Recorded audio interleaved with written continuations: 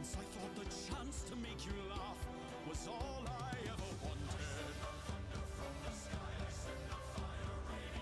And even now, I wish that God had chose another. Serving as your foe on his behalf is the last thing that I wanted.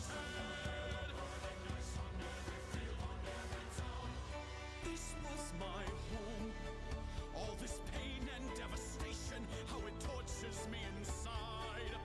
All the innocent who suffer from your stubbornness and pride.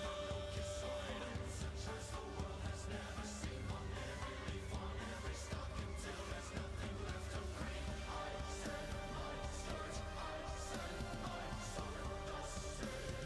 You who I called brother, why must you call down another blow?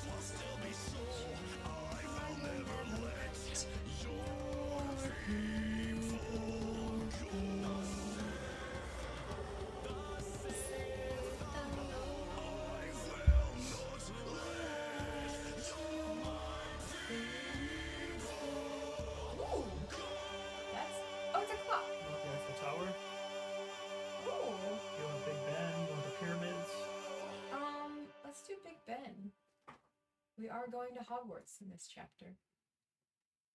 That's quite fun. Alright.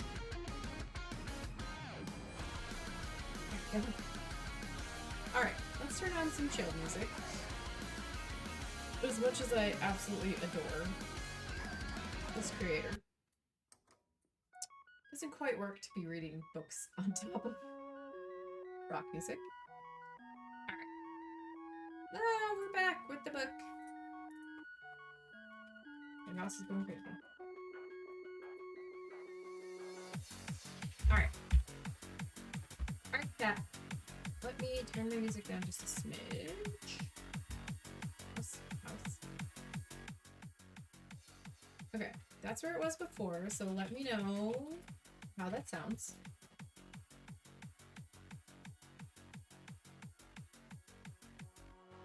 I don't have dog cam today because Duck is in my lap, and as you can see, Quacky is snuggling. We have some snuggly boys today. I have to sit down a little bit. You can go down more. You can go down more.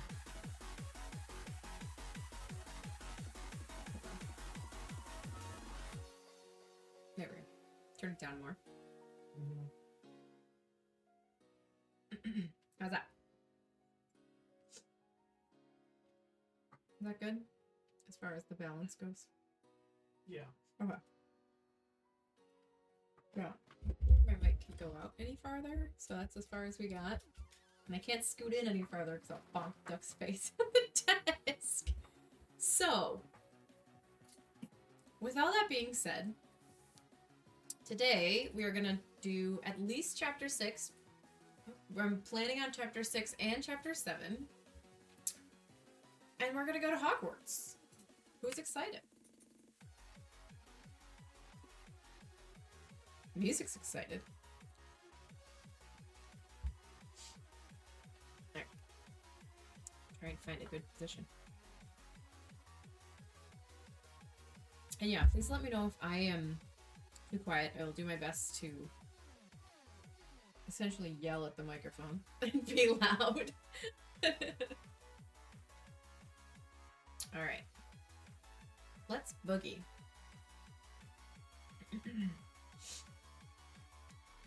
Chapter 6. The journey from platform 9 and 3/4. 3/4. 3/4. Excuse me, 9 3/4. 9. Well, we have a 9 and a 10. Looking for right in the middle, which is not how 3/4 works, but that's okay. Harry's last month with the Dursleys wasn't fun. True, Dudley was now so scared of Harry he wouldn't stay in the same room, while Aunt Petunia and Uncle Vernon didn't shut Harry in his cupboard, force him to do anything, or shout at him. In fact, they didn't speak to him at all. Half terrified, half furious, they acted as though any chair with Harry in it were empty. Oh, I have some family members like that. Although this was an improvement in many ways, it did become a bit depressing after a while. Harry kept to his room, with his new owl for company. He decided to call her Hedwig, a name he found in A History of Magic. His school books were very interesting. He lay on his bed reading late into the night, Hedwig swooping in and out of the open window as she pleased. It was lucky that Aunt Petunia didn't come in to vacuum anymore, because Hedwig kept bringing in dead mice. Ooh, dead mice. Dead things. Every night before he went to sleep, Harry ticked off another day on the piece of paper he had pinned to the wall, counting down to to September the 1st. On the last day of August, he thought he'd better speak to his aunt and uncle about getting to King's Cross Station the next day. So he went down to the living room where they were watching a quiz show on television. He cleared his throat to let them know he was there, and Dudley screamed and ran from the room. Uncle Vernon? Uncle Vernon grunted to show he was listening. I need to be at King's Cross tomorrow to go to Hogwarts? Uncle Vernon grunted again. Would it be all right if you gave me a lift? Grunt. Harry supposed that meant yes. Thank you. He was about to go back upstairs when Uncle Vernon actually spoke. Funny way to get to a wizard's school, the train. Magic carpets all got punctures, have they? Harry didn't say anything. Where is this school, anyway? I don't know, said Harry, realizing this for the first time. He pulled the ticket Hagrid had given him out of his pocket. I just take the train for platform 9 3/4 at 11 o'clock, he read. His aunt and uncle stared. Platform what? 9 3/4? Don't talk rubbish, said Uncle Vernon. There is no platform 9 3/4. It's on my ticket. Barking, said Uncle Vernon. Howling mad, the lot of them. You'll see. You just wait. All right, we'll take you to King's Cross. We're going up to London tomorrow anyway, or I wouldn't bother. Why are you going to London? Harry asked, trying to keep things friendly. Taking Dudley to the hospital, growled Uncle Vernon. Gotta have that ruddy tail removed before he goes to Smeltings. Oh yeah. Dudley got a tail last time. In our last reading, Dudley got a tail. But he was being a snotty pants.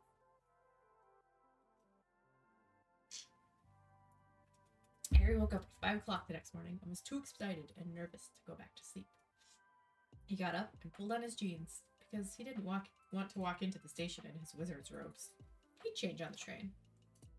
He checked his Hogwarts list again to make sure he had everything he needed. Saw that Hedwig shut safely in her cage, and then paced the room, waiting for the Dursleys to get up. 2 hours later, Harry's huge, heavy trunk had been... 2 hours later. 2 hours later. Harry's huge, heavy trunk had been loaded into the Dursleys' car. Aunt Petunia had talked Dudley into sitting next to Harry, and they had set off. They reached King's Cross at 10:30.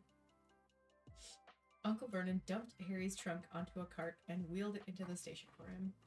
Harry thought this was strangely kind until Uncle Vernon stopped dead, facing the platforms with a nasty grin on his face. Well, there you go, boy. Platform 9, platform 10. Your platform should be somewhere in the middle, but they don't seem to have built it. Yet, do they? He was quite right, of course. Quite right. There was a big plastic number 9 over one platform, and a big plastic number 10 over the one next to it. And in the middle, nothing at all. Have a good term, said Uncle Vernon with an even nastier smile. He left, without another word. Harry turned and saw the Dursleys drive away. All 3 of them were laughing. Harry's mouth went rather dry. What on earth was he going to do? He was starting to attract a lot of funny looks because of Hedwig. He'd have to ask someone. He stopped a passing guard, but didn't dare mention platform 9 3/4. The guard had never heard of Hogwarts, and when Harry couldn't even tell him what part of the country it was in, he started to get annoyed, as though Harry was being stupid on purpose. Stupid. Getting desperate, Harry asked for the train that left at 11 o'clock, but the guard said that there wasn't one. In the end, the guard strode away, muttering about time wasters. Harry was now trying very hard not to panic. According to the large clock over the arrivals board, he had 10 minutes left to get on the train to go to Hogwarts. And he had no idea how to do it. He was stranded in the middle of a station with a trunk he could hardly lift, a pocket full of wizard money, and a large owl. Fred must have forgotten to tell him something he had to do, like tapping the third brick to the left to get into Diagon Alley. He wondered if he should get his wand out and start tapping the ticket inspector stand between the platforms. At that moment, a group of people passed just behind him, and he caught a few words of what they were saying, packed with muggles, of course. Harry swung around. The speaker was a plump woman who was talking to 4 boys, all with flaming red hair. Each of them was pushing a trunk like Harry's in front of him. And they had an owl. Heart hammering, Harry pushed his cart after them. They stopped, and so did he, just near enough to hear what they were saying. Now, what's the platform number? Said the boy's mother. 9 3/4, piped a small girl, also redheaded, who was holding her hand. Mom, can't I go? 9 3/4. You're not old enough, Ginny. Now be quiet. All right, Percy, you go first. What looked like the oldest boy marched toward platforms 9 and 10. Harry watched, careful not to blink in case he missed it. But just as the boy reached the dividing barrier between the 2 platforms, a large crowd of tourists came swarming in front of him. By the time the last backpack had cleared, the boy had vanished. Fred, you next, the plump woman said. I'm not Fred, I'm George. I'm not Fred, I'm George. Said the boy. Honestly, woman, you call yourself... Honestly, Ron! No. You call yourself our mother. Can't you tell I'm George? Sorry, George, dear. Only joking. I am Fred, said the boy. Off he went. His twin called after him to hurry up. And he must have done so, because a second later he was gone. But how had he done it? Now the third brother was walking briskly toward the barrier. He was almost there, and then, quite suddenly, he wasn't anywhere. There was nothing else for it. Excuse me, Harry said to the plump woman. Hello, dear, she said. First time at Hogwarts? Ron's new too. She pointed to the last and youngest of her sons. He was tall, thin, and gangly, with freckles. Honestly. Big hands and feet, and a long nose. Yes, said Harry. And the thing is, I don't know how to get onto the platform, she said kindly, and Harry nodded. Not to worry, she said. All you have to do is walk straight at the barrier between platforms 9 and 10. Don't stop, and don't be scared you'll crash into it. That's very important. Best to do it a bit of a run if you're nervous. Go on. Go now, before Ron. Okay, said Harry. He pushed his trolley around and stared at the barrier. It looked very solid. He started walking toward it. People jostled him on their way to platforms 9 and 10. Harry walked more quickly. He was going to smash right into that barrier. And then he'd be in trouble. Leaning forward on his cart, he broke into a heavy run. The barrier was coming nearer and nearer. He wouldn't be able to stop. The cart was out of control. He was a foot away. He closed his eyes, ready for the crash. It didn't come. He kept on running. He opened his eyes. A scarlet steam engine was waiting next to a platform, packed with people. A sign overhead said Hogwarts Express, 11 o'clock. Harry looked behind him and saw a wrought iron archway where the barrier had been, with the words Platform 9 3/4 on it. He had done it. Smoke from the engine drifted over the heads of the chattering crowd, while cats of every color went here and there between their legs. Owls hooted to one another in disgruntled sort of way over the babble and the scraping of heavy trunks. The first few carriages were already packed with students, some hanging out of the window to talk to their families, some fighting over seats. Harry pushed his cart off down the platform in search of an empty seat. He passed a round-faced boy who was saying, "Gran, I've lost my toad again." "Oh, Neville," he heard the woman sigh. A boy with dreadlocks was surrounded by a small crowd. "Give us a look, Lee. Go on." The boy lifted the lid of a box in his arms, and the people around him shrieked and yelled as something inside poked out a long, hairy leg. Harry pressed down through the crowd until he found an empty compartment near the end of the train. He put Hedwig inside first, and then started to shove and heave his trunk toward the train door.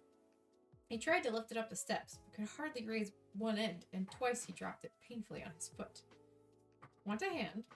It was one of the red-haired twins he'd followed through the barrier. "Yes, please," Harry panted. "Oi, Fred, come here and help." With the twins' help, Harry's trunk was at last tucked away in a corner of the compartment. "Thanks," said Harry, pushing his sweaty hair out of his eyes. "What's that?" said one of the twins suddenly, pointing at Harry's lightning scar.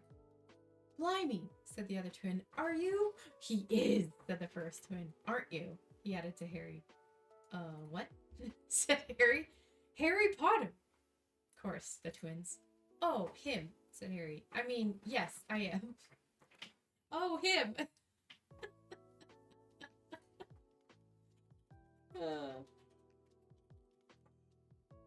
God. The two boys gawked at him, and Harry felt himself turning red. Then, to his relief, a voice came floating into the train's open door. "Fred, George, are you in there?" "Coming, Mum." With a last look at Harry, the twins hopped off the train.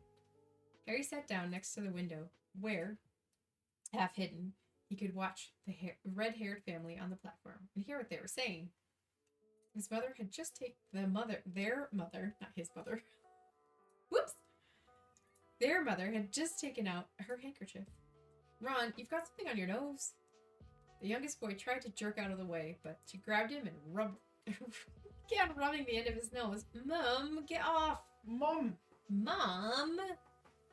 Mum!" He wriggled free. "Ugh, has Ickle Ronnie got something on his nose?" said one of the twins. "Shut up," said Ron. "Where's Percy?" said their mother. "He's coming now." The oldest boy came striding into sight.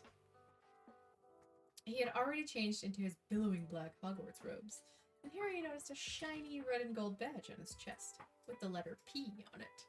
"P for Percy." That's not actually what it's for, but it's very funny. "Can't stay long, Mother," he said. "I'm up front. The prefects have got 2 compartments to themselves." "Oh, are you a prefect, Percy?" said one of the twins with an air of great surprise. "You should have said something. We had no idea."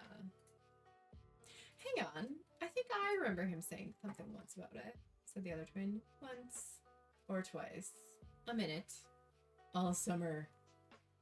"Oh, shut up," said Percy to prefect. "How come Percy gets new robes anyway?" said one of the twins. "Because he's a prefect," said their mother. "Sorry. Because he's a prefect," said their mother fondly.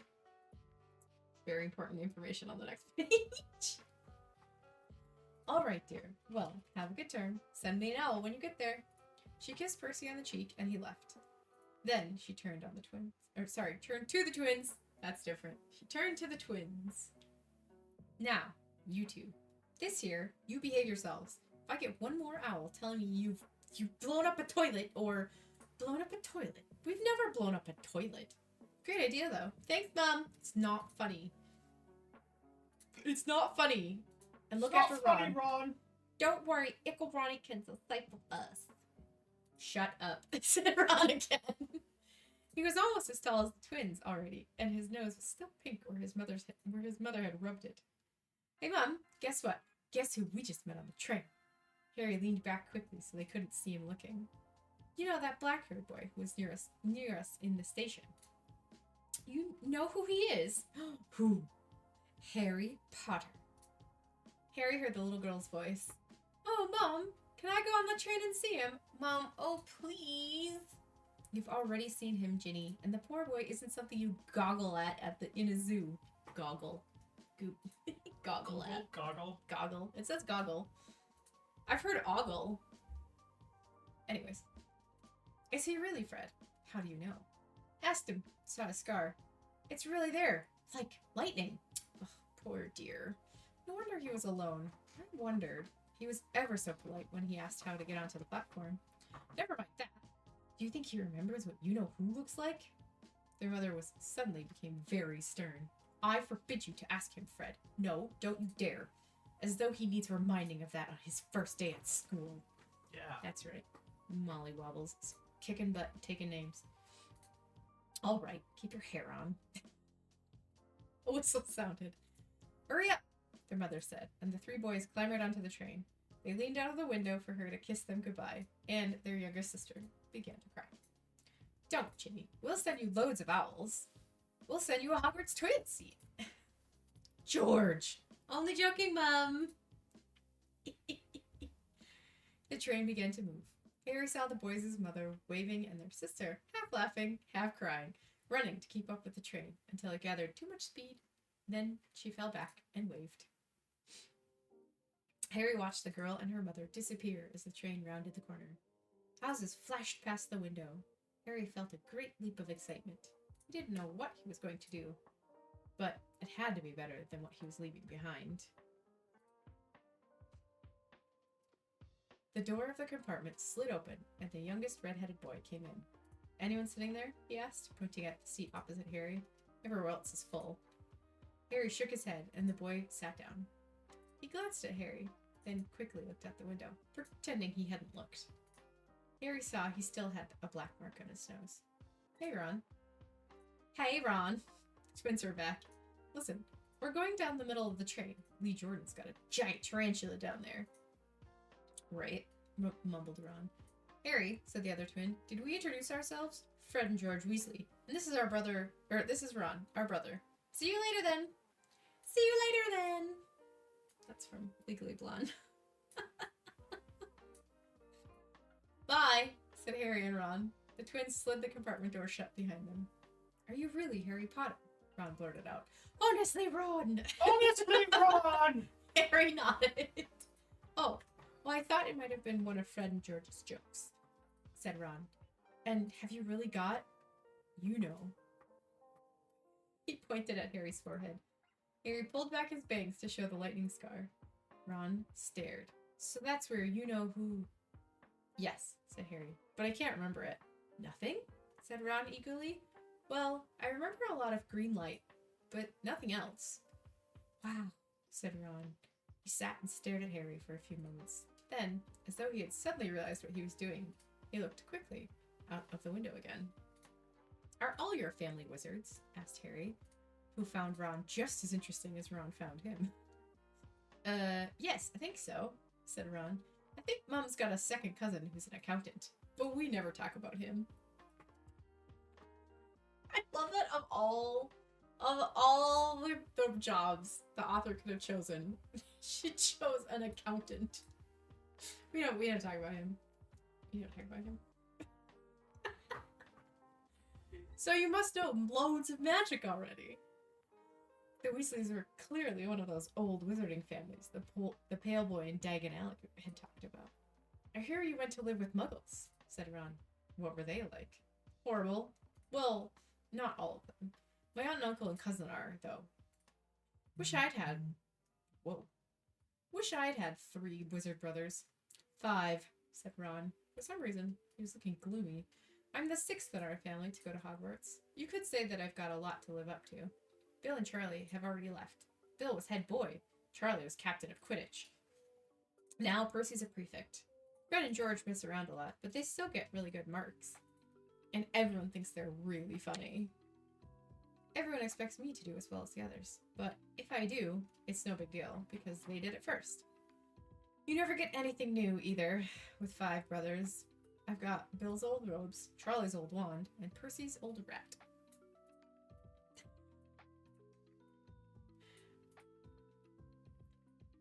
Just there's a theory that the fact that he has Charlie's old wand is why his wand never works correctly, because of the the wood it's made out of.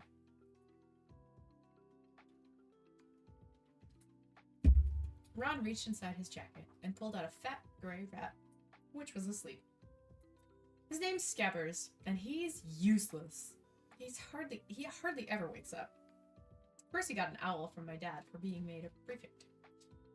But they couldn't have, I got Scabbers instead. Ron's ears went pink. He seemed to think he'd said too much, because he went back to staring out the window. Harry didn't think there was anything wrong with not being able to afford an owl. After all, he'd never had any money in his life until about a month ago. And he told Ron so.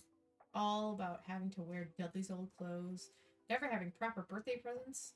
This seemed to cheer Ron up.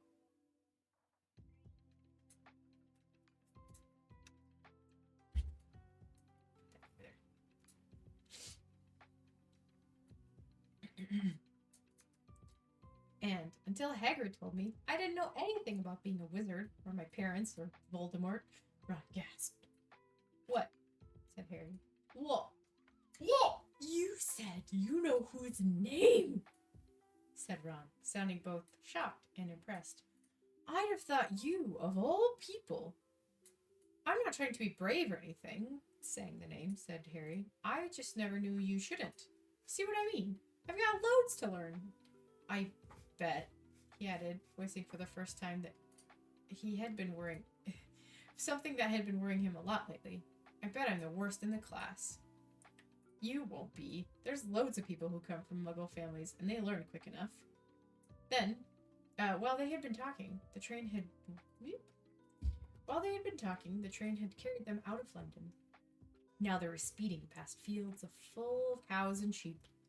They were quiet for a time, watching the fields and lanes flicker by. Around 12:30, there was a great clatter outside in the corridor, and a smiling, dimpled woman slid back their door and said, "Anything off the cart, dears? Anything off the trolley, dears?" That's what she says in the movie. Harry, who hadn't eaten any breakfast, leapt to his feet. From Ron's ears went pink again, and he muttered that he'd brought sandwiches. Anything off the trolley, dears? Harry went out into the corridor.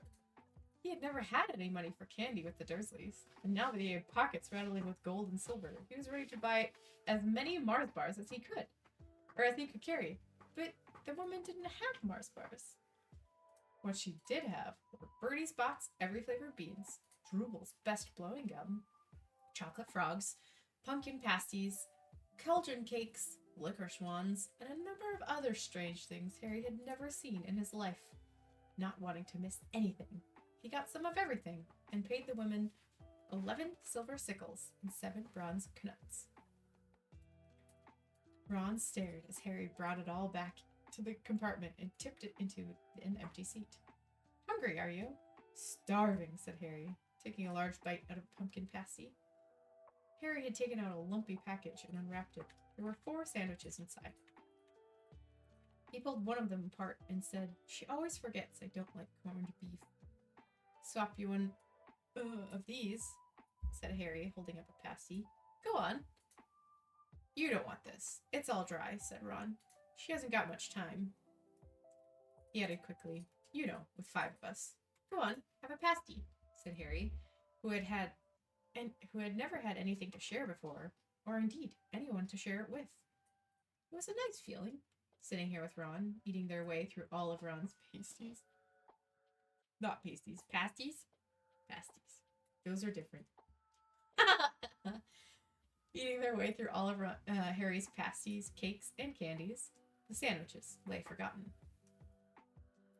So there must be someone somewhere that actually likes corned beef. I'm sure, but every time I've seen it, it doesn't look appealing. To be fair, like, we weren't brought up on it, but I didn't know what it was until I was like 12. "What are these?" Harry asked Ron, holding up a pack of chocolate frogs. "They're not really frogs, are they?" He was starting to feel that nothing would surprise him. No, said Ron. But see what the card is. I'm missing Agrippa. What? Oh, of course, you wouldn't know. Chocolate frogs have cards inside them. You know, to collect famous witches and wizards. Got about 500 myself. But I haven't got Agrippa or Ptolemy. I love that Agrippa and Ptolemy are both witches and wizards. Which Ptolemy? That's the real question. Also, which Agrippa? Because there's about 700 of them. Harry unwrapped his chocolate frog and picked up the card. It showed a man's face. He wore half-moon glasses, had a long, crooked nose, and flowing silver hair, beard, and mustache. Underneath the picture was the name Albus Dumbledore. Dumbledore! So this is Dumbledore, said Harry. Don't tell me you've never heard of Dumbledore, said Ron. Can I have a frog? I might get Agrippa. Thanks. Harry turned over his card and read, Albus Dumbledore, currently headmaster of Hogwarts. Considered by many the greatest wizard of modern times, Dumbledore is particularly famous for his defeat of the Dark Wizard Grindelwald in 1945, for the discovery of the 12 uses of dragon's blood, and his work on alchemy with his partner, Nicholas Flamel. Professor Dumbledore enjoys chamber music and 10-pin bowling. And lemon drops. Harry turned the card back over and saw, to his astonishment, that Dumbledore's face had disappeared. He's gone! Well, you can't expect him to hang around all day, said Ron. He'll be back. No, I've got Morgana again. Got about 6 of her. Do you want it? You can start collecting. Ron's eyes strayed to a pile of chocolate frogs waiting to be unwrapped. Help yourself, said Harry. But in, the Muggle world, people just stay put in photos. Do they? What? They don't move at all? Ron sounded amazed. Weird. Harry stared as Dumbledore sidled back into the picture on his card and gave him a small smile. Ron was more interested in eating the frogs than looking at the famous witch or wizard cards. But Harry couldn't keep his eyes off them. Soon he had not only Dumbledore and Morgana, but Hengist of Woodcraft, Albrecht Grunion, Cersei, like from Game of Thrones, Paracelsus? Celsus? Paraceliot? Celsus. I keep reading that first S. Paracelsus and Merlin. He finally tore his eyes away from the druidess Cleodna, who was scratching her nose, to open a bag of Bertie Bott's every flavor beans. You want to be careful with those, Ron warned Harry. When they say every flavor, they mean every flavor. You get all the ordinary ones like chocolate, peppermint, and marmalade. But then you can get spinach, and liver, and tripe. George reckons he got a bogey flavored one once. Sorry, a booger flavored one once. Bogey flavored. Ron picked up a green bean and looked at it carefully and bit into the corner. Blah! See? Sprouts. They had a good time eating the every flavor beans. Harry got toast, coconut, baked bean, strawberry, curry, grass, coffee, sardine, and was even brave enough to nibble the end off of a funny gray one that Ron wouldn't touch, which turned out to be pepper. I'm allergic. The countryside, now flying past the window, became even wilder. The neat fields had gone. Now there were woods, twisting rivers, and dark green hills. There was a knock on the door of their compartment, and a round-faced boy Harry had passed on the platform 9 3/4 came in. He looked tearful. Sorry, he said, but have you seen a toad at all? When they shook when they shook their heads, he wailed. I've lost him! He keeps getting away from me. He'll turn up, said Harry. Yes, said the boy miserably. Well, if you see him. He left. I don't know why he's so bothered. I brought a toad. I'd lose it as quick as I could. Mind you, I brought Scabbers, so I can't talk.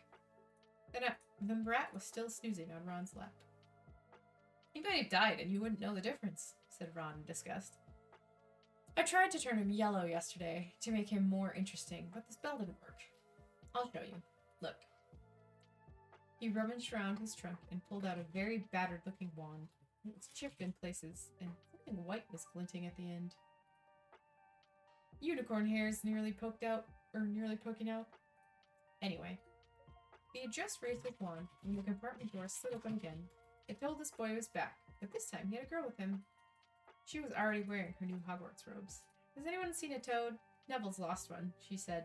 She had a bossy sort of voice, lots of bushy brown hair, and rather large front teeth. We already told him we haven't seen it, said Ron. But the girl wasn't listening. She was looking at the wand in his hand. Ooh, are you doing magic? Let's see it then. She sat down. Ron looked taken aback. Alright. He cleared his throat. Sunshine, daisies, butter, mellow. Turn this stupid fat rat yellow. He waved his wand, and nothing happened. Scabbers turned gray and fast asleep. Are you sure that's a real spell? Said the girl. Well, it's not very good, is it? I've tried a few spells just for practice, and it's all worked for me. Nobody in my family's magic at all. It was ever such a surprise when I got my letter. But I was ever so pleased, of course. I mean, it's the very best school of witchcraft there is. I've learned all our course books by heart, of course. I just hope it will be enough. I'm Hermione Granger. By the way, who are you? She said this all very fast. Harry looked at Ron and was relieved to see by his stunned face that he hadn't learned all the course books by heart either. I'm Ron Weasley, muttered Ron. Harry Potter, said Harry. Are you really? I know all about you, of course. I've got a few extra books for the background reading. And you're in modern magical history, and the rise and fall of dark arts, and the great wizarding events of the 20th century. That is a very long title. Am I? Said Harry, feeling dazed. Goodness, didn't you know? I'd have found out everything I could if it was me, said Hermione. Do either of you know what house you'll be in? I've been asking around, and I hope I'm in Gryffindor. It sounds by far the best. That's not true. I hear Dumbledore himself was in it, but I suppose Ravenclaw wouldn't be too bad. Anyway, we'd better go and look for Neville's toad. You two had better change, you know. I expect we'll be there soon. And she left, taking the toadless boy with her. Whatever house I'm in, I hope she's not in it, said Ron. He threw his wand back into his trunk. Stupid spell. George gave it to me.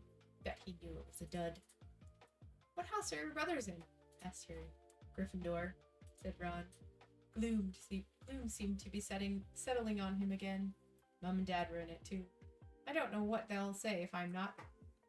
I don't suppose Ravenclaw would be too bad, but I imagine if they put me in Slytherin. Also, sorry, Ron. I don't think you'd be picked for Ravenclaw, my friend. You're not quite with the smarts and the wit and the learning, my lovely friend Ron. Honestly, Ron. Honestly, Ron. That's the house you know who was in? Yeah, said Ron. He flopped back into his seat, looking depressed. You know, I think the ends of Scabbers' whiskers are a bit lighter, said Harry, trying to take Ron's mind off of houses. So what do your older brothers do now that they've left anyway?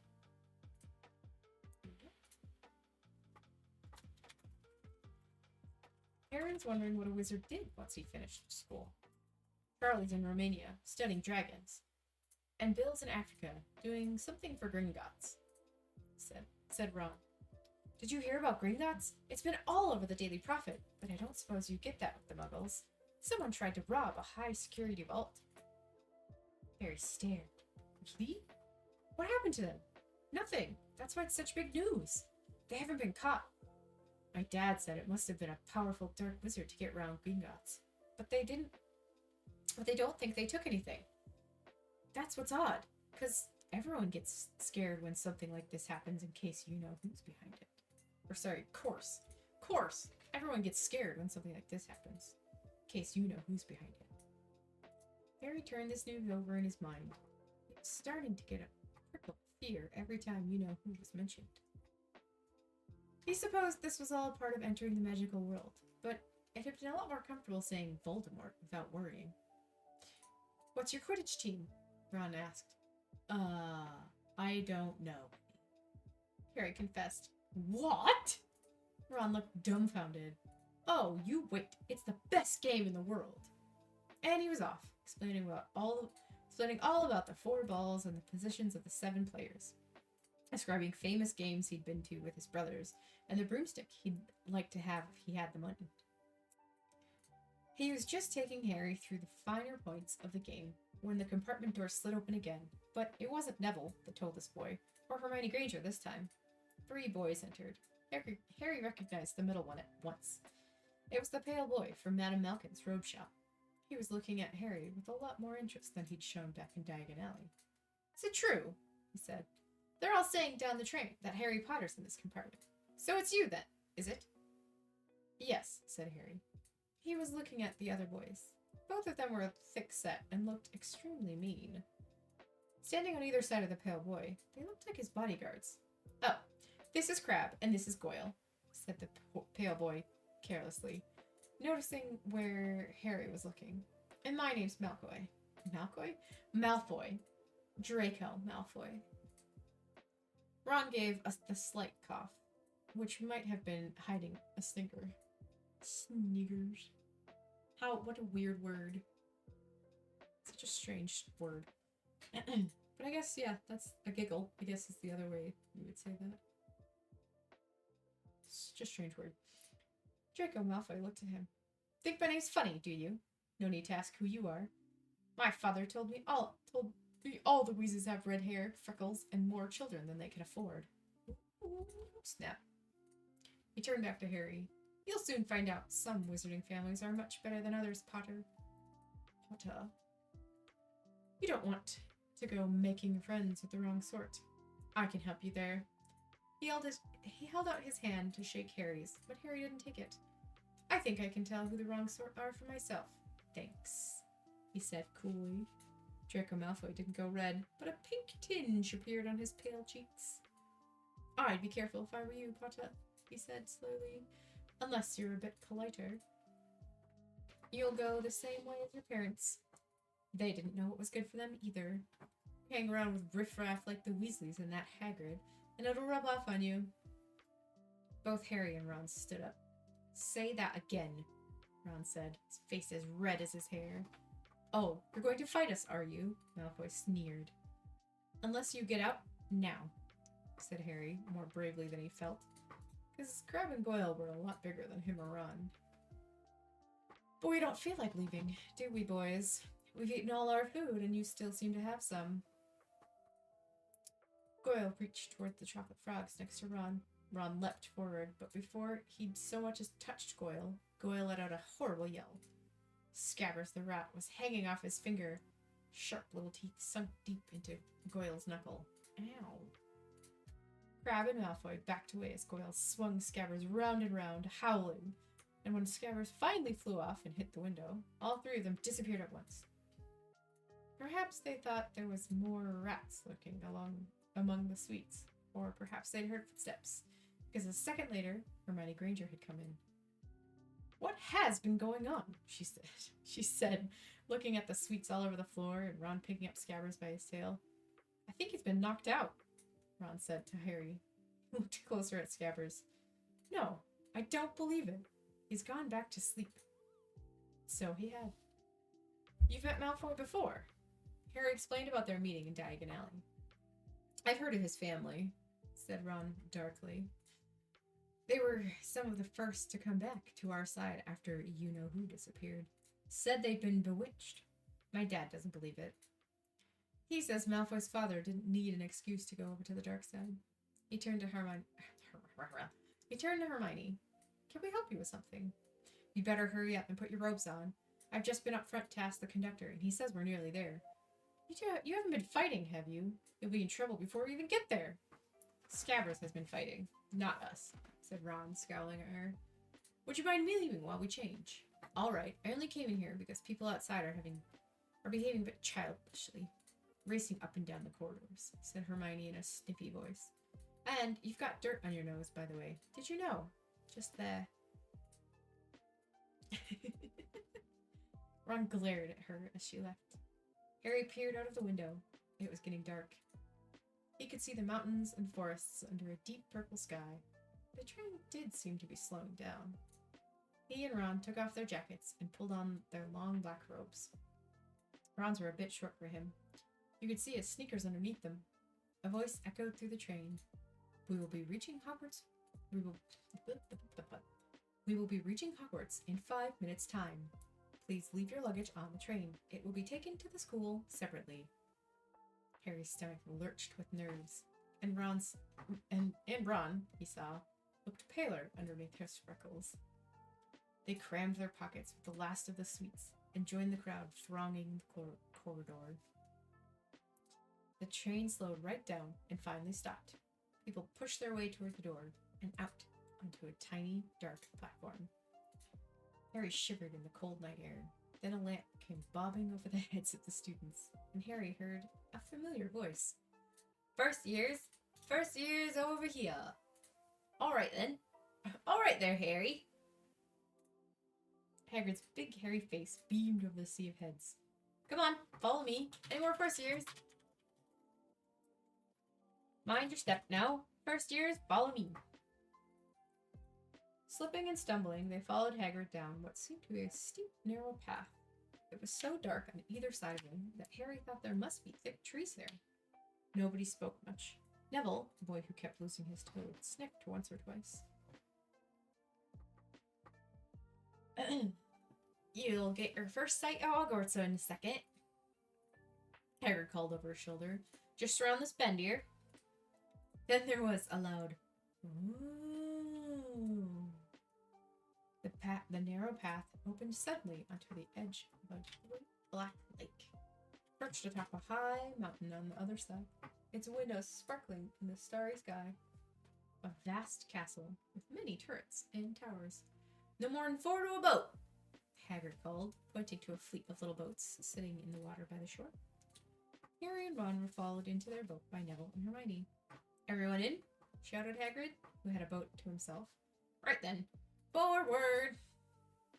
And the fleet of little boats moved off all at once, gliding across the lake, which was as smooth as glass. Everyone was silent, staring up at the great castle overhead. It towered over them as they sailed nearer and nearer to the cliff on which it stood. Burp.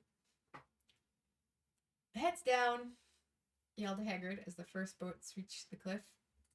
They all bent their heads, and the little boats carried them through a curtain of ivy that hid a wide opening in the cliff face. They were carried along a dark tunnel, which seemed to be taking them right underneath the castle, until they reached a kind of underground harbor, where they clambered out onto the rocks and pebbles. Oi, you there! Is this your toad? Said Hagrid, who was checking the boats as people climbed out of them. Draw! Cried Neville blissfully, holding out his hands. Then they clambered back up a passageway in the rocks, after Hagrid's lamp, coming out at last onto smooth, damp grass, right in the shadow of the castle. They walked up a flight of stone steps and crowded the huge oak door. Everyone here? Still got your toad? Hagrid raised a gigantic fist and knocked 3 times on the castle door. Alright, that's the end of chapter 6. I'll be right back. Potty break.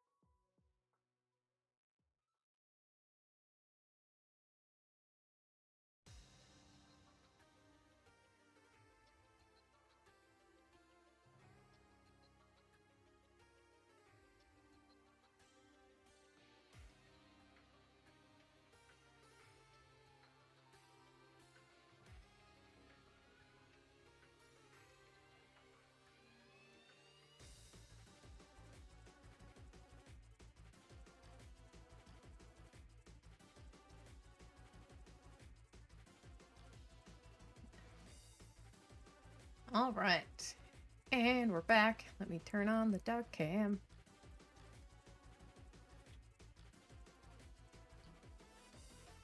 There it is.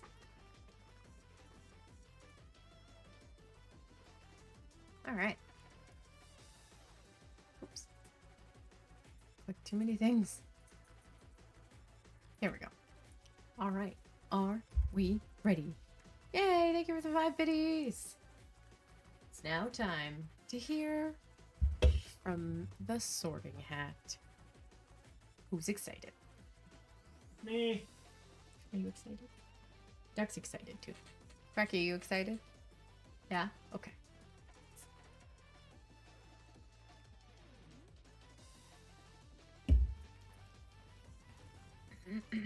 Oops.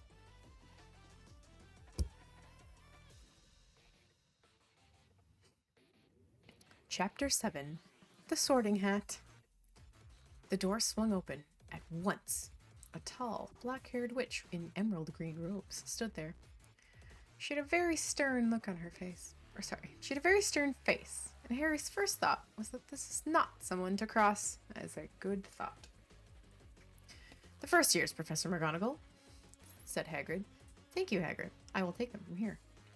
She pulled the door wide. The entrance hall was so big you could have fit the whole of the Dursleys' house inside it. The stone walls were lit with flaming torches, like the ones at Gringotts. The ceiling was too high to make out, and a magnificent marble staircase facing them led to the upper floors.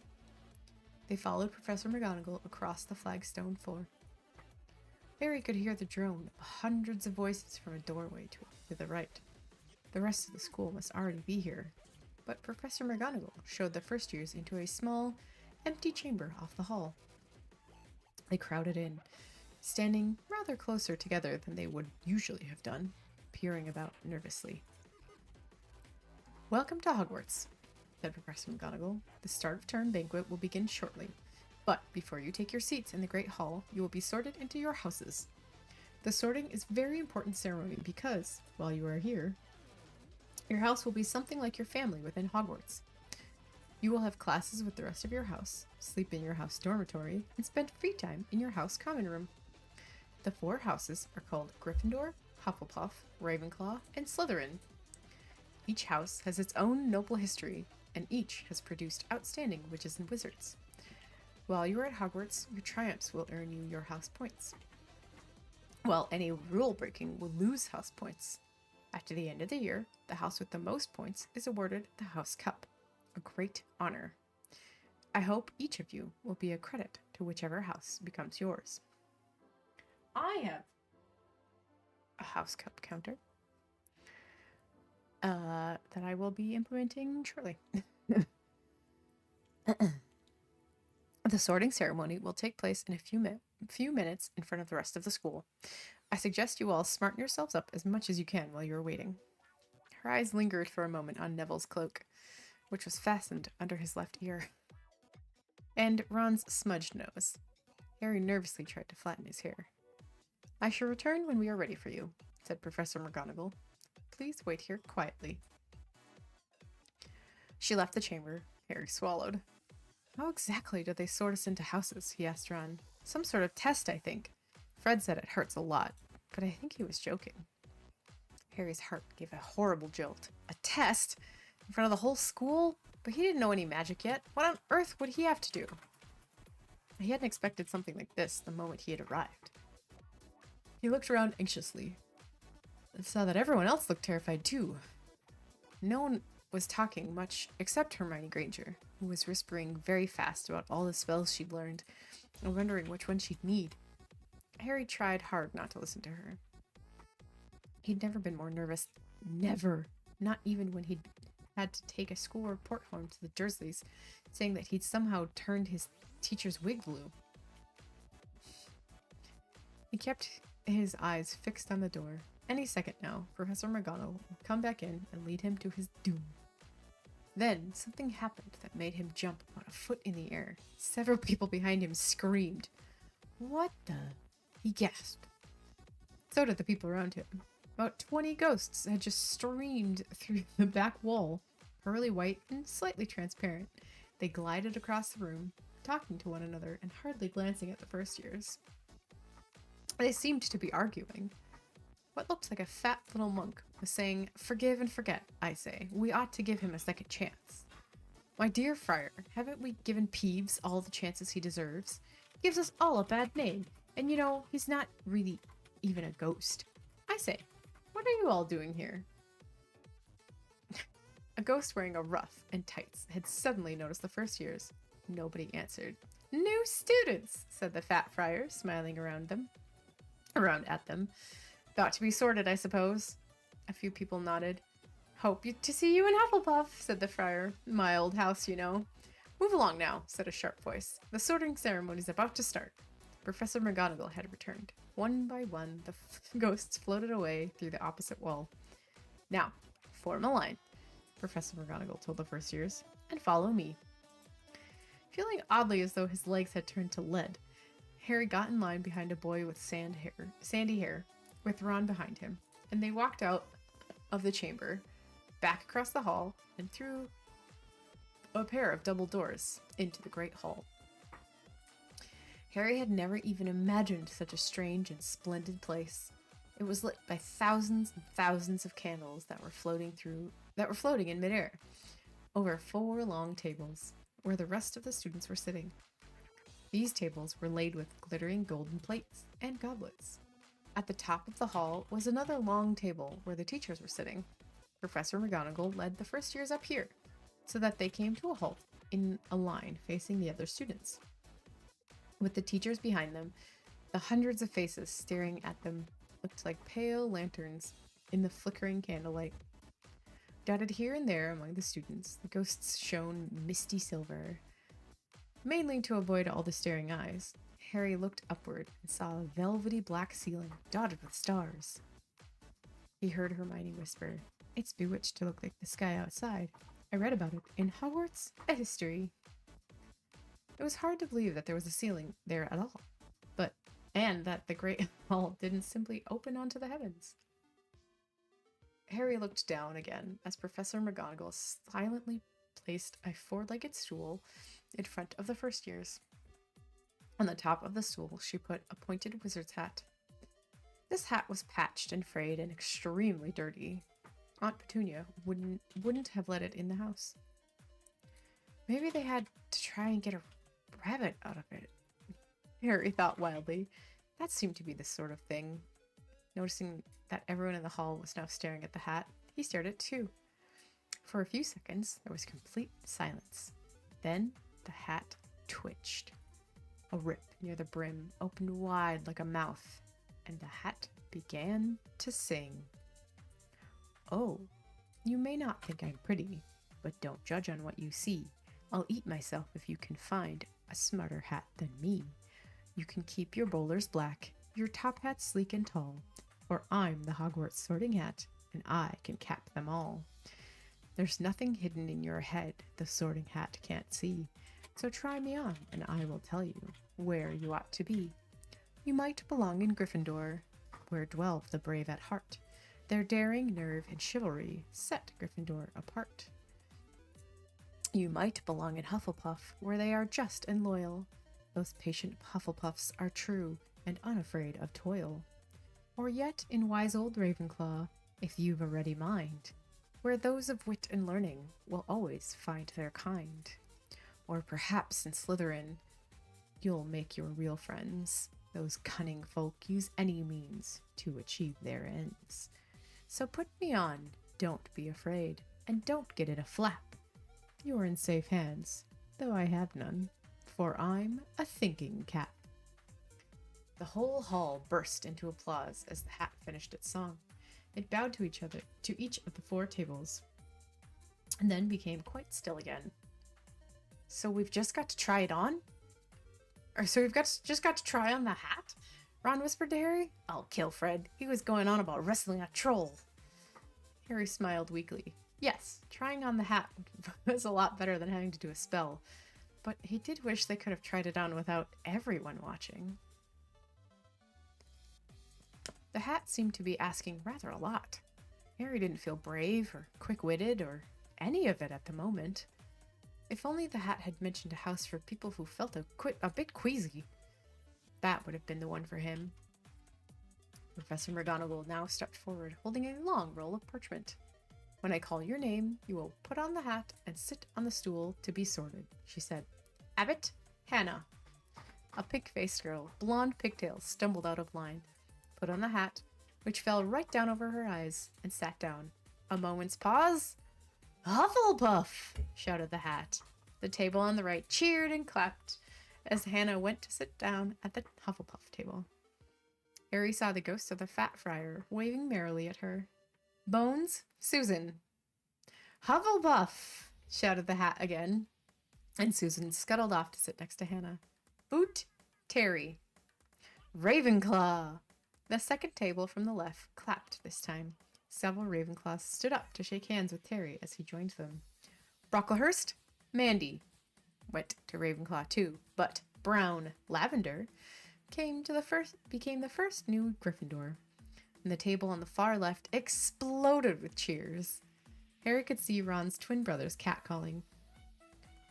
Bulstrode, Millicent became a Slytherin. Perhaps it was Harry's imagination, after all he'd heard about Slytherin, but he thought they looked like an unpleasant lot. Just some. He was starting to feel definitely sick now. He remembered being picked for teams during gym at his old school. He had always been the last to be chosen. Not because he was no good, but because no one wanted Dudley to think they liked him. Finch Fletchley, Justin. Hufflepuff. Sometimes, Harry noticed, the hat shouted out the houses at once, but at others it took a little while to decide. Finnegan, Seamus, the sandy-haired boy next to Harry in line, sat on the stool for almost a whole minute before the hat declared him a Gryffindor. Granger, Hermione. Hermione almost ran to the stool and jammed the hat eagerly on her head. Gryffindor! Shouted the hat. Ron groaned. A horrible thought struck Harry, as horrible thoughts always do when you're nervous. What if he wasn't chosen at all? What if he just sat there, with the hat over his eyes for ages, until Professor McGonagall jerked it off his head, and said there had obviously been a mistake and he'd better get back on the train? When Neville Longbottom, the boy who kept losing his toad, was called, he fell over on his way to the stool. The hat took a long time to decide with Neville. When it finally shouted, Gryffindor! Neville ran off, still wearing it, and had to jog back amid gales of laughter to give it to McDougal, Morag. Malfoy swaggered forward when his name was called, and got his wish at once. The hat had barely touched his head when it screamed, Slytherin! Malfoy went to join his friends Crabbe and Goyle, looking pleased with himself. There weren't many people left now. Moon, Knott, Parkinson, then a pair of twin girls, Patil and Patil, then Perks, Sally Ann, then at last, Potter, Harry. As Harry stepped forward, whispers suddenly broke out like little hissing fires all over the hall. Potter, did she say? The Harry Potter? The last thing Harry saw before the hat dropped over his eyes was the hall full of people craning to get a better look at him. Next second, he was looking at the black inside of the hat. He waited. Said a small voice in his ear. Difficult. Very difficult. Plenty of courage, I see. Not a bad mind, either. There's talent. Oh my goodness, yes. And a nice thirst to prove yourself. Now that's interesting. So where shall I put you? Harry gripped the edges of the stool and thought, not Slytherin, not Slytherin. Not Slytherin, eh? Said a small voice. Are you sure? You could be great, you know. It's all here in your head. And Slytherin will help you on your way to greatness. No doubt about it. No? Well, if you're sure, better be Gryffindor. Harry heard the hat shout the last word to the whole hall. He took the hat off and walked shakily toward the Gryffindor table. He was so relieved to have been chosen and not put in Slytherin. He hardly noticed that he was getting the loudest cheer yet. Percy the prefect got up and shook his hand vigorously, while the Weasley twins yelled, "We got Potter! We got Potter!" Harry sat down opposite the ghost in the ruff that he'd seen earlier. The ghost patted his arm, giving Harry the sudden, horrible feeling that he just plunged into a bucket of ice-cold water. He could see the high table properly now. Hooray!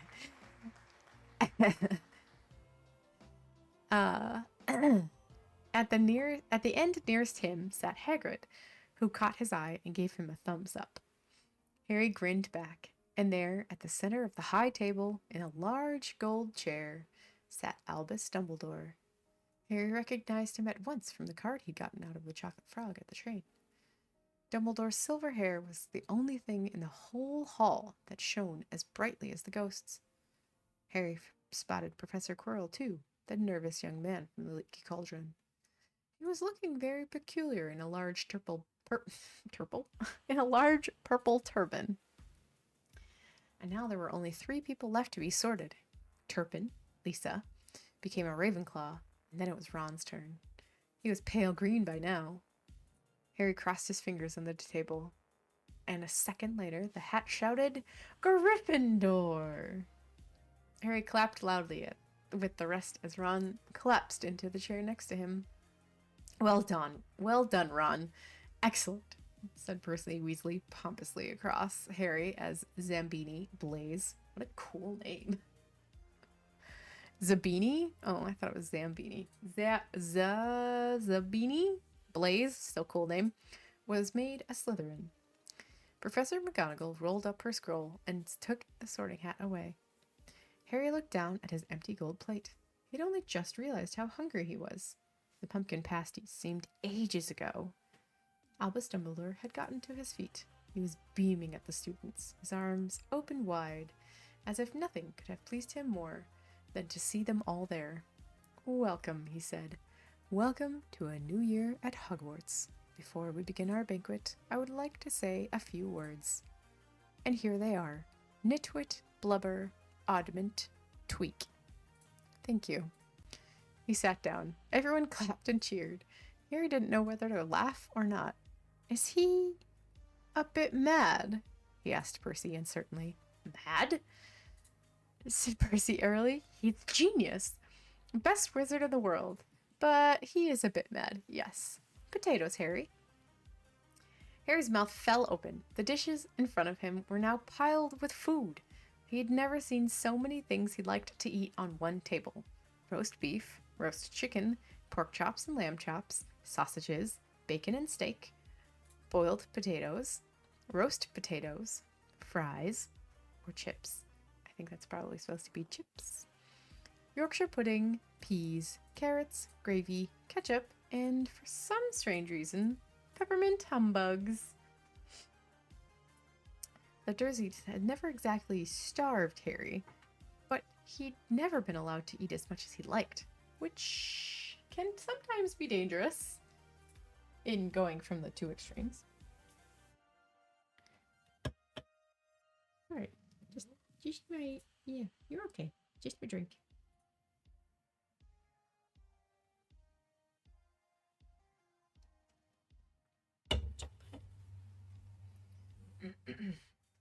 Dudley had always taken anything that Harry really wanted, even if it made him sick. Harry piled his plate with a bit of everything, except the peppermints, and began to eat. It was all delicious. "Just, that does look good," the ghost in the ruff said. said the ghost in the ruff sadly, watching Harry cut up his steak. "Can't you?" "Haven't eaten for nearly 500 years, said the ghost. "I don't need to, of course, but one does miss it. I don't think I've introduced myself. Sir Nicholas de Mimsy Sir Nicholas de Mimsy Porpington, at your service, resident ghost of the Gryffindor Tower." "I know who you are," said Ron suddenly. "My brothers told me all about you. You're nearly Headless Nick." "I would prefer you to call me Sir Nicholas de Mimsy," the ghost began stiffly, but sandy-haired Seamus Finnegan interruptly. Interrupted. It's okay, Quackers. And nearly headless. How can you be nearly headless? Sir Nicholas looked extremely miffed, as if their little chat wasn't going to go the way he wanted. Like this, he said irritably. He seized his left ear and pulled. His whole head swung off his neck and fell onto his shoulder as if there was on a hinge. Someone had obviously tried to behead him, but not done it properly.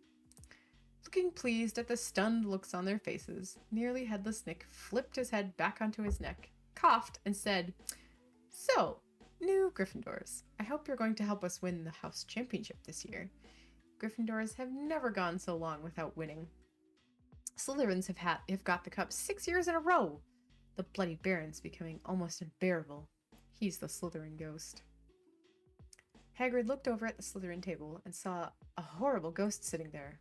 Blank staring eyes, a gaunt face, and robes stained with silver blood.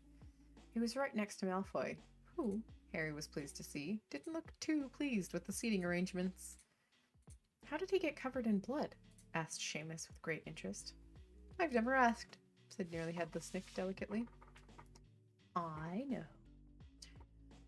When everyone had eaten as much as they could, the remains of the food faded from their plates, leaving them sparkling clean as before.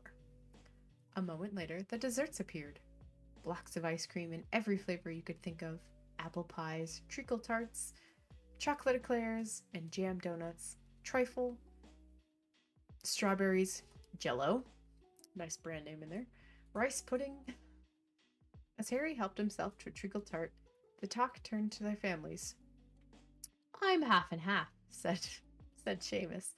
"Me mum's a muggle. Me dad's a muggle. Mum didn't tell him she was a witch till after they were married. Bit of a nasty shock for him," said the others laughed. "What about you, Neville?" said Ron. "Well, my gran brought me up, and she's a witch," said Neville.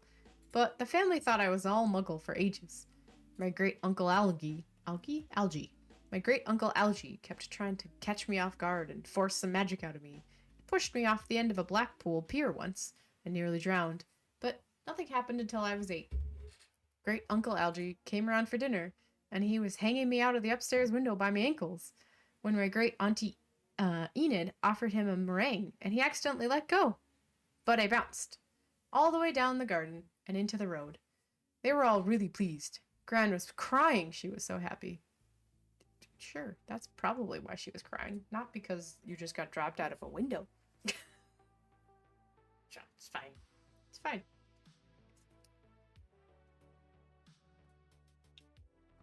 And you should have seen their faces when I got in here. They thought I might not be magic enough to come, you see. Great-uncle Algie was so pleased, he bought me my toad. On Harry's other side, Percy Weasley and Hermione were talking about lessons.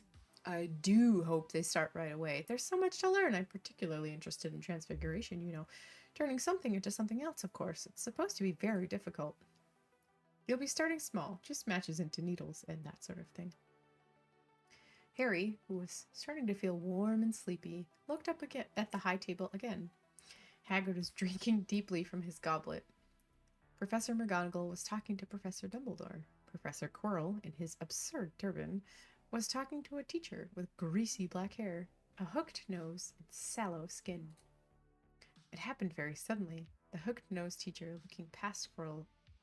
looked past Quirrell's turban and straight into Harry's eyes, and a sharp, hot pain seared across the scar on Harry's forehead. "Ouch!" Harry clapped a hand to his head. "What is it?" asked Percy. Nothing." The pain had gone as quickly as it had come. Harder to shake off was the feeling Harry had gotten from the teacher's look. A feeling that he didn't like Harry at all. "Who's that teacher talking to Professor Quirrell?" he asked Percy. "Oh, you know Quirrell already, do you?" "No wonder he's looking so nervous. That's Professor Snape. He teaches potions, but he doesn't want to. Everyone knows that he's after Quirrell's job. He knows an awful lot about the dark arts, Snape." Harry watched Snape for a while, but Snape didn't look at him again. At last, the desserts, too, disappeared, and Professor Dumbledore got to his feet again. The hall fell silent. Just a few more words now, and now that we are all fed and watered, I have a few start of term notices to give you. First years should note that the forest on the grounds is forbidden to all pupils, and a few of our older students would do well to remember that as well. Dumbledore's twinkling eyes flashed in the direction of the Weasley twins. I have also been asked by Mr. Filch, the caretaker, to remind you all that no magic should be used between classes in the corridors. Quidditch trials will be held in the second week of the term. Anyone interested in playing for their house teams should contact Madam Hooch. And finally, I must tell you that this year, the third floor corridor on the right-hand side is out of bounds to anyone who does not wish to die a very painful death. Harry laughed, but he was one of the few who did. He's not serious, he muttered to Percy. Must be, said Percy, frowning at Dumbledore. It's odd, because he usually gives us a reason why we're not allowed to go somewhere. The forest's full of dangerous beasts, everyone knows that. I do think he might have told us prefix at least. And now, before we go to bed, let us sing the school song, cried Dumbledore. Harry noticed that the other teachers' smiles had become rather fixed. Dumbledore waved his wand with a little flick, as if he was trying to get a fly off the end, when a long golden ribbon flew out of it, which rose high above the tables and twisted itself, snake-like, into words. Everyone pick their favorite tune, said Dumbledore, and off we go. The school bellowed. Hogwarts, Hogwarts, hoggy-wordy Hogwarts, teach us something, please. Whether we be old and bald, or young with scabby knees, our heads could do with filling with some interesting stuff. For now they're bare and full of air, dead flies, and bits of fluff. So teach us things worth knowing, and bring back what we forgot. Just do your best, and we'll do the rest, and learn until our brains rot. Everybody finished the song at different times. At last, only the Weasley twins were left singing along to a very slow funeral march. Dumbledore conducted their last few lines with his wand, and when they had finished, he was one of those who clapped loudest. Ah, music, he said, wiping his eyes. A magic beyond all we do here. And now, bedtime. Off you trot. The Gryffindor first years followed Percy through the chattering crowds, out of the great hall, and up the marble staircase. Harry's legs were like lead again, but only because he was so tired and full of food. He was too sleepy even to be surprised that the people in the portraits along the corridor whispered and pointed as they passed, or that twice Percy led them through doorways hidden behind sliding panels and hanging tapestries. They climbed more staircases, yawning and dragging their feet, and Harry was just wondering how much farther they had to go when they came to a sudden halt. A bundle of walking sticks was floating in midair ahead of them, and Percy took a step toward them. Oh, and as Percy took a step toward them, they started throwing themselves at him. Peeves, Percy whispered to the first years. Poltergeist. He raised his voice. Peeves, show yourself. A loud, rude sound, like the air being let out of a balloon, answered. Or a fart.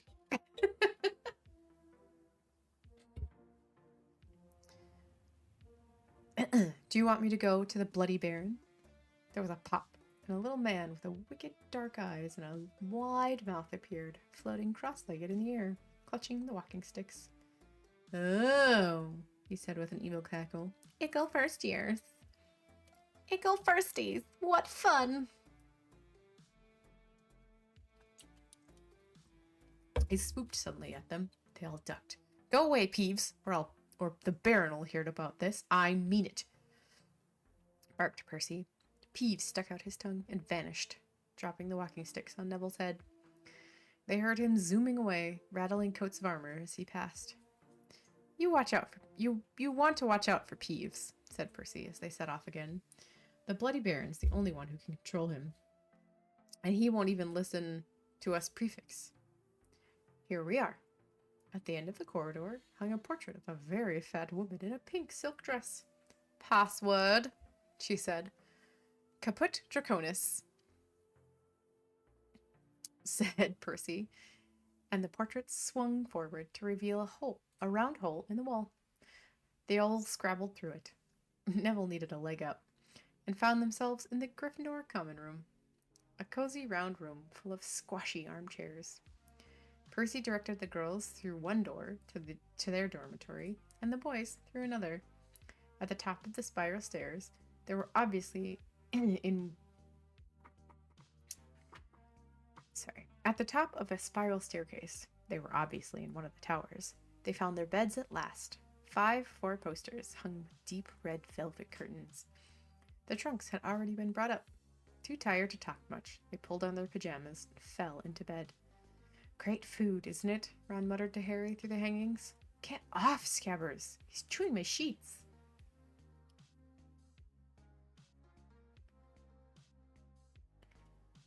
Harry was going to ask Ron if he'd had any of the treacle tart, but he fell asleep almost at once.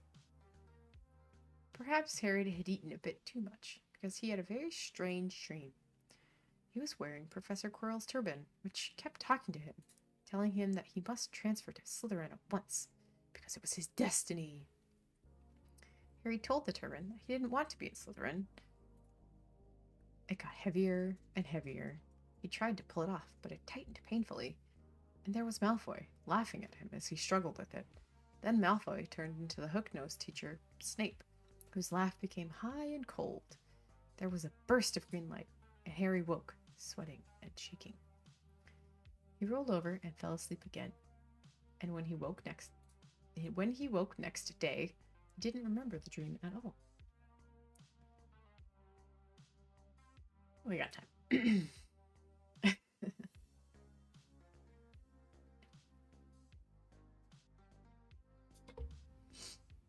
Ooh, that was chapter 7.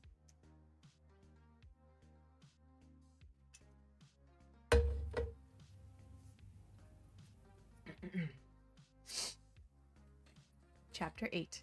The Potions Master. There, look. Where? Next to the tall kid with the red hair. Wearing the glasses. Did you see his face? Did you see his scar? Whispers followed Harry through from the moment he left his dormitory the next day. People lining up outside classrooms stood on tiptoe to get a look at him, or doubled back to pass him in the corridors again, staring. Harry wished they wouldn't, because he was trying to concentrate on finding his way to classes. There were 142 staircases at Hogwarts, wide sweeping ones, narrow rickety ones, some that led somewhere different on Friday, some that had a vanishing step halfway up that you had to remember to jump. There were doors that wouldn't open unless you asked politely or tickled them in exactly the right place, and doors that weren't really doors at all, but solid walls just pretending. It was also very hard to remember where anything was, because it all seemed to move around a lot. The people in the portraits kept going to visit each other, and Harry was sure the coats of armor could walk. The ghosts didn't help either.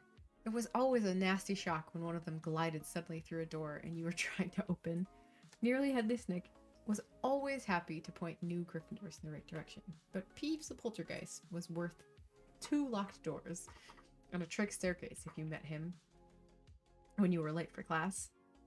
He would drop waste paper baskets on your head, pull rugs from under your feet, pelt you with bits of chalk, or sneak up behind you, invisible, grab your nose, and screech, "I got your conch!" Peeves is so strange. Even worse than Peeves, if that was possible, was the caretaker, Argus Filch. Harry and Ron managed to get on the wrong side of him on their very first morning. Filch found them trying to force their way through a door that unluckily turned out to be the entrance to the out-of-bounds corridor on the 3rd floor. He wouldn't believe they were lost, was sure they were trying to break into it on purpose, and was threatening to lock them in the dungeons when they were rescued by Professor Quirrell, who was passing. Filch owned a cat named Mrs. Norris, a scrawny dust-colored creature with bulging lamplight eyes. Just like Filch's. She patrolled the corridors alone. Break a rule in front of her, put just one toe out of line, and she'll whisk off for Filch, who will appear, wheezing, 2 seconds later. Filch knew the secret passageways of the school better than anyone, except perhaps the Weasley twins, and could pop up as suddenly as any of the ghosts. The students all hated him, and it was the dearest ambition of many to give Mrs. Norris a good kick. Chat. Don't kick animals because you hate their owners. That's not fair. No matter how annoying they are.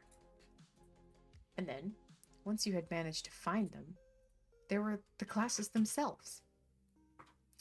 There was a lot more to magic, Harry quickly found out, than waving your wand and saying a few funny words. They had to study the night skies through their telescopes every Wednesday at midnight, and learn the names of different stars and the movements of some of the planets. 3 times a week, they went out to the greenhouses behind the castle to study herbology with a dumpy little witch called Professor Sprout, where they learned how to take care of all the strange plants and fungi, and found out what they were used for. Easily the most boring class was the history of magic, which was the only one taught by a ghost. Professor Binns had been very old indeed when he had fallen asleep in front of the staff room fire and got up the next morning to teach, leaving his body behind him. Binns droned on and on while they scribbled down names and dates, and got Emmerich the Evil and Ulrich the Oddball mixed up. Professor Flitwick, the charms teacher, was a tiny little wizard who had to stand on a pile of books to see over his desk. At the start of their first class, he took the roll call, and when he reached Harry's name, he gave an excited squeak and tumbled out of sight.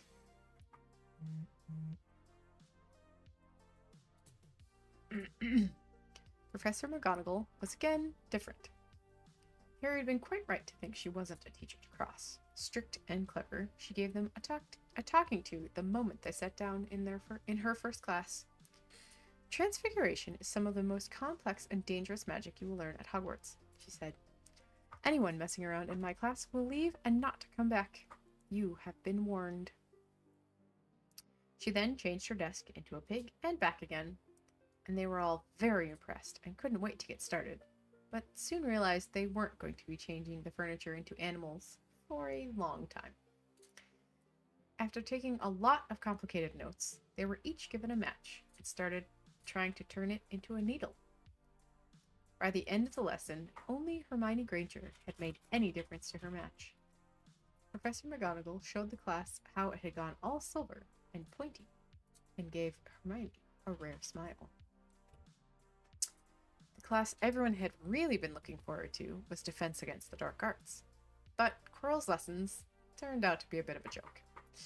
His classroom smelled strongly of garlic, which everyone said was to ward off a vampire he'd met in Romania, and was afraid would be coming back to get him one of these days. His turban, he told them, had been given to him by an African prince as a thank you for getting rid of a troublesome zombie, but they weren't sure they believed his story. For one thing, when Seamus Finnegan...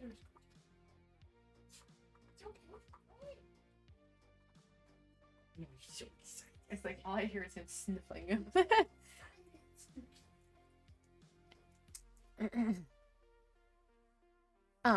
For one thing, when Seamus Finnegan asked eagerly to hear how Quirrell had fought off the zombie, Quirrell went pink and started talking about the weather. For another, they had noticed that a funny smell hung around the turban, and the Weasley twins insisted that it was stuffed full of garlic as well, so that Quirrell was protected wherever he went.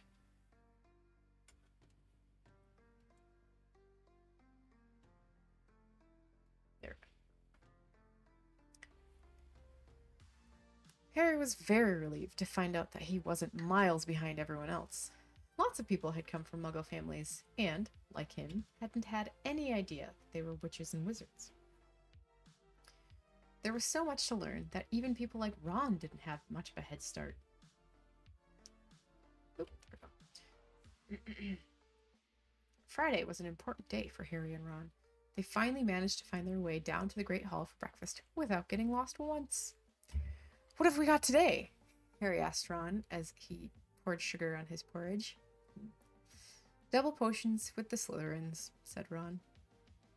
Snape's head of Slytherin House. They say he always favors them. We'll be able to see if it's true. I wish McGonagall favored us, said Harry. McGonagall was head of Gryffindor House, but it hadn't stopped her from giving them a huge pile of homework the day before. Just then, the mail arrived. Harry had gotten used to this by now, but it had given him a bit of a shock the first morning when about 100 owls had suddenly streamed into the Great Hall during breakfast, circling the tables until they saw their owners, and dropping letters and packages onto their laps. Hedwig hadn't brought Harry anything so far. She sometimes flew in to nibble his ear and have a bit of toast before going off to sleep in the owlery with the other school owls. This morning, however, she fluttered down between the marmalade and the sugar bowl and dropped a note onto Harry's plate. Harry tore it open at once. It said, in an untidy scrawl, "Dear Harry, I know you get Friday afternoons off, so would you like to come and have a cup of tea with me around 3? I want to hear all about your first week. Send us an answer back with Hedwig. Hagrid."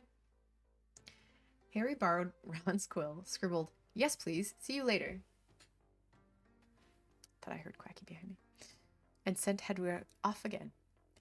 It was lucky that Harry had tea with Hagrid to look forward to, because potions lesson turned out to be the worst thing that had happened to him so far. At the start of term banquet, Harry had gotten the idea that Professor Snape disliked him. By the end of the first potions lesson, he knew he'd been wrong. Professor Snape didn't dislike Harry, he hated him. The potions lesson took place in one of the dungeons. It was colder here than in the main castle, and would have been quite creepy enough without the pickled animals floating in glass jars all around the walls. Snape, like Flitwick, had started the class by taking the roll call, and, like Flitwick, he paused at Harry's name. "Ah, yes," he said softly, "Harry Potter, our new celebrity." Draco Malfoy and his friends Crabbe and Goyle sniggered behind their hands. Snape finished calling the names and looked up at the class. His eyes were black like Hagrid's, but they had none of the Hagrid's warmth. They were cold and empty and made you think of dark tunnels. "You are here to learn the subtle science and exact art of potion making," he began. He spoke in barely more than a whisper, but they caught every word. Like Professor McGonagall, Snape had the gift of keeping the class silent, without effort. "As there is little foolish wand waving here, many of you will hardly believe this is magic. I don't expect you will really understand the beauty of a softly simmering cauldron with its shimmering fumes and delicate powder of liquids that creep through human veins, bewitching the mind and snaring the senses. I can teach you how to bottle fame, brew glory, even stopper death, if you aren't as big a bunch of dunderheads as I usually have to teach." More silence followed this little speech. Ron and Harry exchanged looks with raised eyebrows. Hermione Granger was on the edge of her seat and looked desperate to start proving she wasn't a dunderhead. "Potter," said Snape suddenly, "what would I get if I added powdered root of asphodel to the infusion of wormwood?" "Powdered root of what? To an infusion of what?" Harry glanced at Ron, who looked as stumped as he was. Hermione's hand shot into the air. "I don't know, sir," said Harry. Snape's lip curled into a sneer. "Tut, tut. Fame clearly isn't everything." He ignored Hermione's hand. "Let's try again, Potter. Where would you look if I told you to find me a bezoar?" Hermione stretched her hand as high into the air as it would go without her leaving her seat. But Harry didn't have the faintest idea what a bezoar was. He tried not to look at Malfoy, Crabbe, and Goyle, who were shaking with laughter. "I don't know, sir." "Thought you wouldn't open a book before coming, Potter?" Harry forced himself to keep looking straight into those cold eyes. He had looked through his books at Dursley's, but did Snape expect him to remember everything in 1,000 Magical Herbs and Fungi?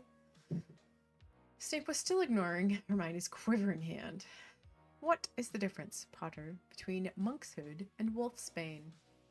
At this, Hermione stood up, her hand stretched toward the dungeon ceiling. I don't know, said Harry quietly. I think Hermione does, though. Why didn't you try her? A few people laughed. Harry caught Seamus's eye. Seamus winked. Snape, however, was not pleased. Sit down, he snapped at Hermione. For your information, Potter, asphodel and wormwood would make a sleeping potion so powerful that it is known as the Draught of Living Death. Bezor is a stone taken from the stomach of a goat, and it will save you from most poisons. As far as monkshood and wolfbane, they are the same plant, which also goes by the name of aconite. Well, why aren't you all copying that down? There was a sudden rummaging for quills and parchment. Over the noise, Snape said, and a point will be taken from Gryffindor House. For your cheek, Potter. Things didn't improve for the Gryffindors as the potions lesson continued. Snape put them all into pairs and set them to mix up a simple potion to cure boils. He swept around in his long black cloak, watching them weigh dried nettles and crush snakes' fangs, criticizing almost everyone except Malfoy, who he seemed to like. He was just telling everyone to look at the perfect way Malfoy had stewed his horned slugs when clouds of acid green smoke and loud hissing filled the dungeon. Neville had somehow managed to melt Seamus's cauldron into a twisted blob, and the potion was seeping across the stone floor, burning holes in people's shoes. Within seconds, the whole class was standing on their stools, while Neville, who had been drenched in the potion when the cauldron collapsed, moaned in pain as angry red boils sprang up all over his arms and legs. Idiot boy, snarled Snape, clearing the spilled potion away with one wave of the wand. Suppose you added the porcupine quills before taking the cauldron off the fire. Neville whimpered.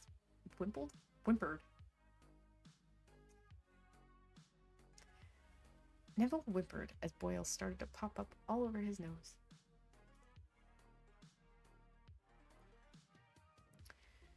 Take him to the hospital wing, Snape spat at Seamus. Then he rounded on Harry and Ron, who had been working next to Neville. You, Potter, why didn't you tell him not to add the quills? Thought he'd make you look good if he got it wrong, did you? That's another point you've lost for Gryffindor. This was so unfair that Harry opened his mouth to argue, but Ron kicked him behind the cauldron. Don't push it, he muttered. I've heard Snape can turn very nasty. Look out. As they climbed the steps out of the dungeon an hour later, Harry's mind was racing and his spirits were low. He'd lost 2 points to Gryffindor in his first week. Why did Snape hate him so much? Don't worry, chat. We will find out, but not for a while. Cheer up, said Ron. Snape's always taking points off Fred and George. Can I come and meet Hagrid with you? At 5 to 3, they left the castle and made their way across the grounds.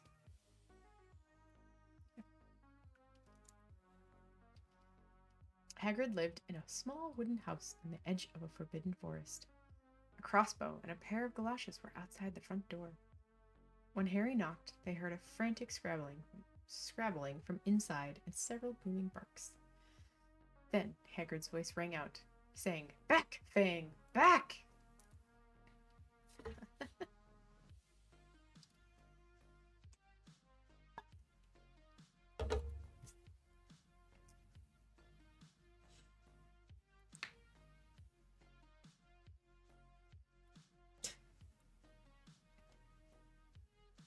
So you're gonna look at.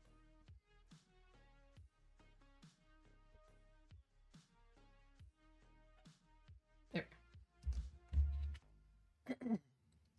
Hagrid's big, hairy face appeared in the crack as he pulled open the door. Hang on, he said. Back, Fang! He let them in, struggling to keep a hold of the collar of an enormous black boarhound. What's a black boarhound? Please hold. We're going to look up what a black boarhound is.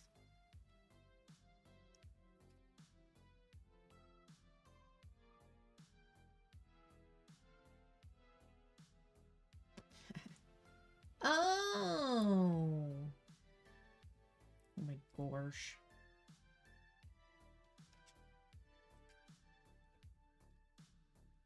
Oh. History. boarhounds.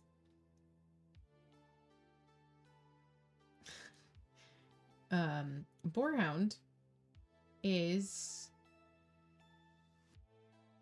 it looks like a Great Dane. Everything that I'm pulling up says Great Dane. The dog they used for the movies was not a Great Dane, but that's okay. It looks like a beefy Great Dane. That's what it looks like.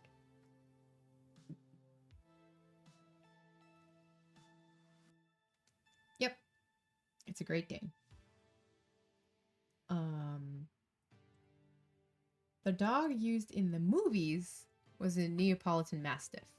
It's not the same. It's not even quite as big, but so sorry. Terribly sorry. My bad. So sorry. Scared the bejesus out of Duck.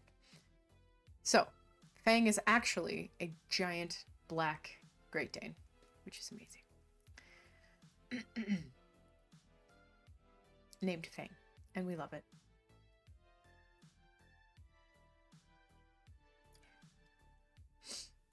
He let them in, struggling to keep hold on the collar of an enormous black boarhound. There was only one room inside. Hams and pheasants were hanging from the ceiling. A copper kettle was boiling on an open fire. And in the corner stood a massive bed with a patchwork quilt over it. Make yourselves at home. I just turned him southern for a second. Said Hagrid, letting go of Fang, bounded straight at Ron, started licking his ears. Like Hagrid, Fang was clearly not as fierce as he looked. This is Ron, Harry told Hagrid, who was pouring boiling water into a large teapot and putting rock cakes onto a plate. I'll have to Google that. Another Weasley, eh? Said Hagrid, glancing at Ron's freckles. I spent half my life chasing your twin brothers away from the forest. The rock cakes were shapeless lumps with raisins that almost broke their teeth. But Harry and Ron pretended to be enjoying them as they told Hagrid all about their first lessons. Fang rested his head on Harry's knee, and drooled all over his robes. Yep, that'll happen. Ron and Harry were delighted to hear Hagrid call Filch that old git. And as for that cat, Mrs. Norris, I'd like to introduce her to Fang sometime. Do you know, every time I go up to the school, she follows me everywhere. I can't get rid of her. Filch puts her up to it. Harry told Hagrid about Snape's lesson. Hagrid, like Ron, told Harry not to worry about it, that Snape hardly liked any of the students. But he seemed to really hate me. Rubbish, said Hagrid. Why should he? Yet Harry couldn't help thinking that Hagrid didn't quite meet his eyes when he said that. How's your brother Charlie? Yeah. How's your brother Charlie? There we go. Hagrid asked Ron. I liked him a lot. Great with animals. Harry wondered if Hagrid had changed the subject on purpose. Well, Ron told Hagrid all about Charlie's work with dragons. Harry picked up a piece of paper that was lying on the table under the key cozy. It was a cutting from the Daily Prophet. Gringotts break-in. Latest. Investigations continue into the break-in at Gringotts on 31 July. Widely believed to be the work of dark wizards or witches unknown, Gringotts goblins today insisted that nothing had been taken. The vault that was searched had in fact been emptied the same day. But we're not telling you what was in there, so keep your noses out of it if you know what's good for you, said a Gringotts spokesgoblin this afternoon. We love a spokesgoblin. Harry remembered Ron telling him on the train that someone had tried to rob Gringotts, but Ron hadn't mentioned the date. Hagrid, said Harry, that Gringotts break-in happened on my birthday. It might have been happening while we were there. There was no doubt about it. Hagrid definitely didn't meet Harry's eyes this time. He grunted and offered him another rock cake. Harry read the story again. The vault that was searched had in fact been emptied earlier that same day. Hagrid had emptied Vault 713, if you could call it emptying, taking out that grubby little package. Had that been what the thieves were looking for? As Harry and Ron walked back to the castle for dinner, their pockets weighed down with rock cakes. They'd been too polite to refuse. Harry had thought none of the lessons he'd had so far had given him as much to think about as tea with Hagrid. Had Hagrid collected that package just in time? Where was it now? And did Hagrid know something about Snape that he wasn't telling Harry? Secrets.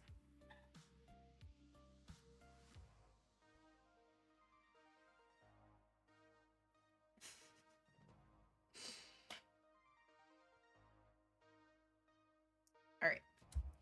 Hold on. Actually, have two different versions of this book. Let me see. I'm just gonna see how many chapters are in this book because I can't remember, to be honest. Please hold.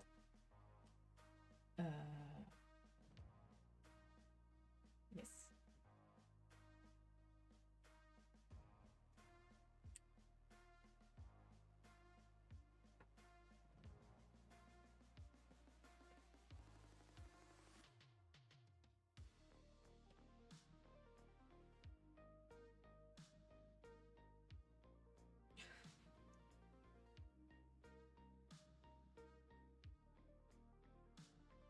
Blah, blah. Okay. So we are currently on chapter 9. And there are 17 chapters. Hugh. All right, chat. What do you think? It's been just about 2 hours. Do you want me to call it there? We did chapters 6, 7, and 8 today. And my voice is getting a little crunchy.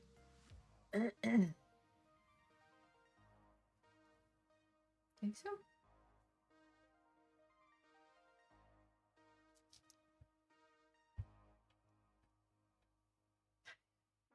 Also, I think Quacky wants to run around. All right, so let's call it there.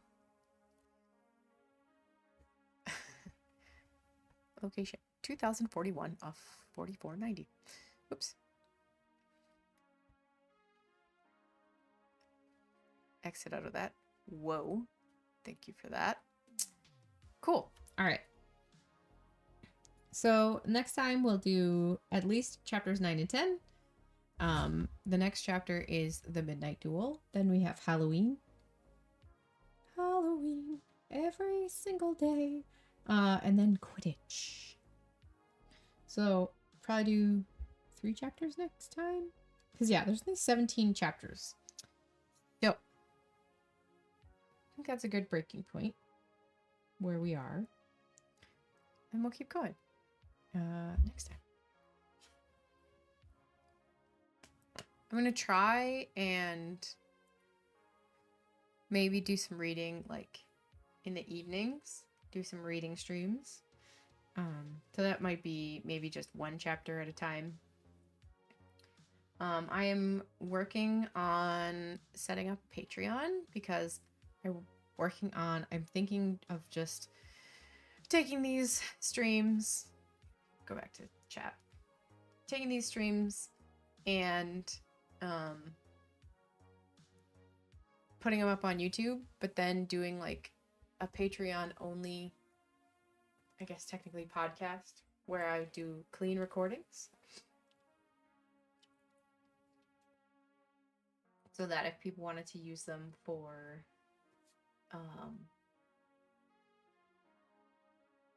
like I don't know, relaxation or studying or like an audiobook, you could do it that way. That is my plan. I'm still working on it because, you know, life and energy in winter. Life got super busy and kind of draining the last couple of weeks, so now we're back at it, figuring it out. Yeah.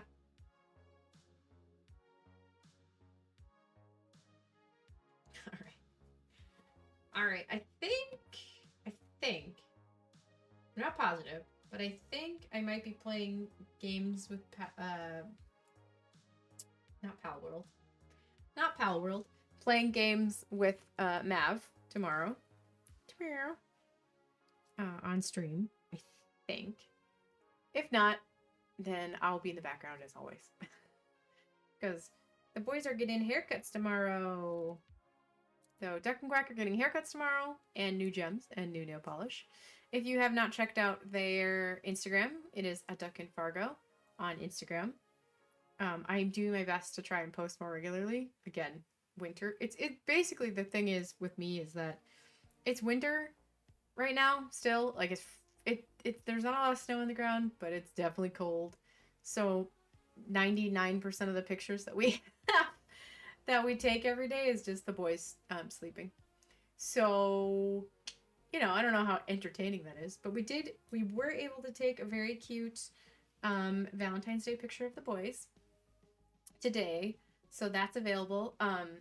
If you are in Maverick streams regularly,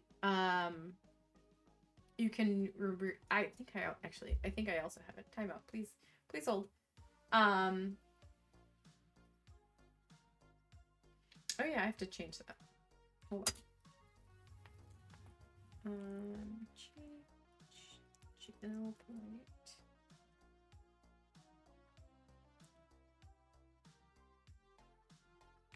Okay.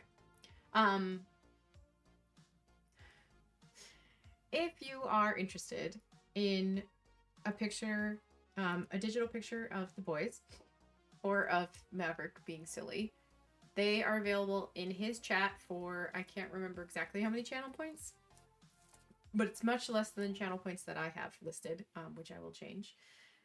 Also, if you are, well, if you're new here and you're watching the VOD, hello, thank you very much for coming.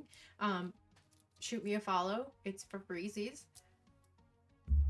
It's totally free. Shoot me a follow and you'll know next time I go live.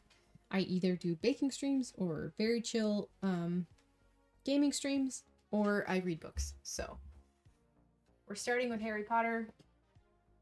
We're going to go through all the books, and then from there you'll have to let me know, because I have, hold on, Becky.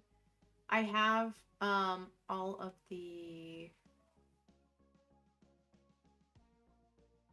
the Hunger Games books that we can read, or I have some classics that we can read. But yeah, just let me know, and we got plenty to go for Harry Potter. Don't you worry.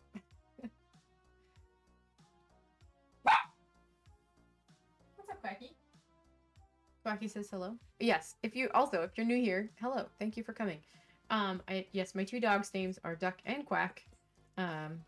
This is Duck. Quack was the one in the pink shirt that was hanging out earlier. He's now the one that's barking. To tell me that it's time to be done. Yeah. So yes, thank you so much. If you enjoy these, and there he is. You could just see him. Where am I? Just here.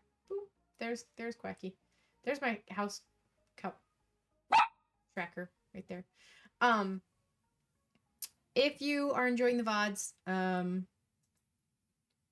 and it gets to be, and they disappear, don't worry, they will be on YouTube.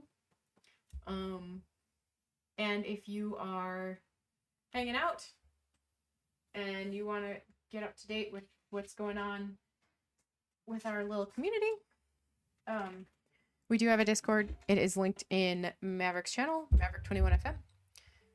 And I think that's all the housekeeping. Did I write down? Yes, I did. Okay. Cool. Yep. And with that, Quacky has decided that I'm done. So, thank you all so much for coming. Let me boost this a little bit more. Go.